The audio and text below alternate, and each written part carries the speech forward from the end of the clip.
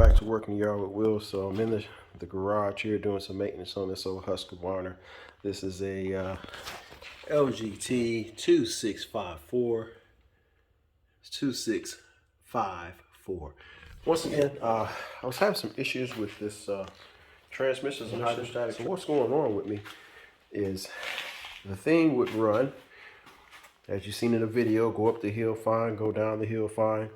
About 30 to 45 minutes in, it stops going up and down the hill. So what I'm trying to figure out now is it just needs to be serviced, which I'm working on now. Got it up in the air, gonna drop down the transmission and check the oil. And then after that, go from there. I've already changed the gear belt, the drive belt once before. All my pulleys appeared to look pretty good, but I talked to a service tech earlier today and he gave me some ideas. So stay tuned. Working Yard with Will. Gotta get this thing sorted out. I depend too much on this little tractor to let it go by the wayside. Working Yard with Will. All right, welcome back to Working Yard with Will. So I got this transmission out and I found my problem, people. Right there. See that big clump of grass? This is for the brake, right? Goes up to the brake goes back and puts tension on the gear belt or the drive belt. That goes through here and goes to the front. And apparently, and I've seen it in different forms, but I can never get all the way back here because of the way that thing is situated. This clump of grass right here that I'm taking out right now is preventing the brake to go all the way back and set. Just that little bit. So I got it down. I'm gonna go ahead and get it cleaned up and everything, but stay tuned. Working Yard with Will. I think I found the smoking gun for my transmission problems. All right, welcome back to Working Yard with Will. So out here, got the little hydrostatic transmission out, or a tuck torque transmission off of my Husqvarna lawn tractor. And like I mentioned earlier, right in there was a bunch of grass, which was not allowing the brake to fully engage. I believe that was my issue. So according to the manual, it says you don't need to put new fluid in here, but I've got 170 hours on there. It was supposed to be, you know, sealed and for life and yada yada yada. And so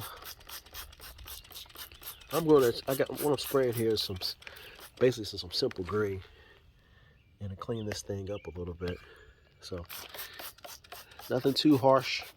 Clean it up, let it dry out, and I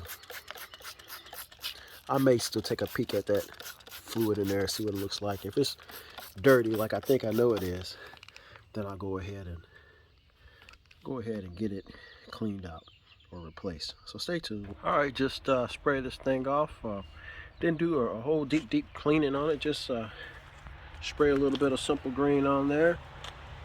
Sprayed it off with some cool water, and use the old blower here to blow off the excess water. Let it dry out. Check out the oil here and get this thing serviced and back. All right. Typically, you're supposed to take this snap ring out of here and then take the fan off to gain access to this thing. But I don't have a snap ring removal tool, but I was still able to get access to it. And looking at this, that oil looks pretty good on top. You know, it doesn't smell burnt. Gave it the old sniff check. Let's see if we can get this magnet out of here. Okay. And the magnet looks pretty good. So yeah, I don't think I'm going to mess with the oil on this anyway. I may still change the engine oil, but on this transmission, I think I'm going to leave it be. Working Yard with Will. All right, welcome back to Working Yard with Will. So the tractor's out of the garage, the maintenance shed, maintenance garage, whatever you want to call it, and I got the transmission back up there. The groove belt, the V belt, gear belt back on there, and I took off the lower deck just to kind of do a purge test. The purge test, according to the manual, was, you know, pretty much engage it, go forward 5 feet for 5 seconds, reverse 5 feet or 5 seconds. Do that 2 to 3 times, and that gets rid of all the air out of the system, out of the transmission system. I did take the cap off. So like I said, once again, I was having issues with this Husqvarna LG 2654, and I think I got it sorted out. It was a big chunk of grass right behind this brake pedal. It engages back here to the back, and it was a big chunk of grass back there. Got it all cleared out, and you know, it's all set now. So I'm gonna give it a ride around the neighborhood real quick, or the back of the yard, and up and down some hills, and make sure that we're set.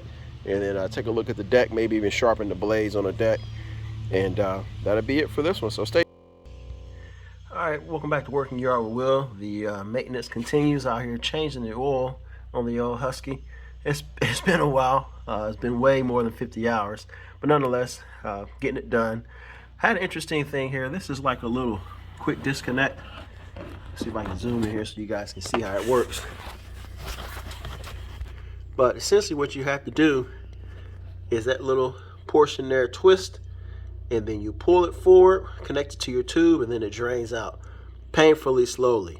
Maybe if I take off the filter again to give it some more air to go down. Typically that's what I would do in my car. You know, open this guy up, allow a little bit more air to flow in there.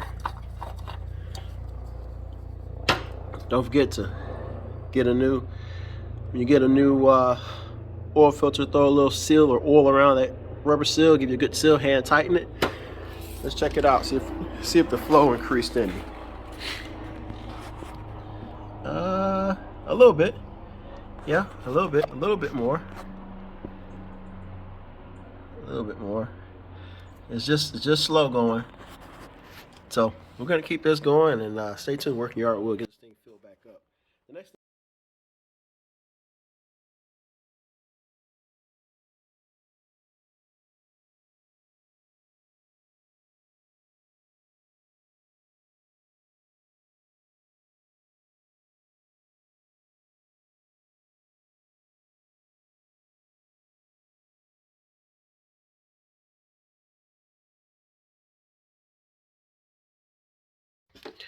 All right, added that other half a quart, and looks like we're there. 2 bubbles full.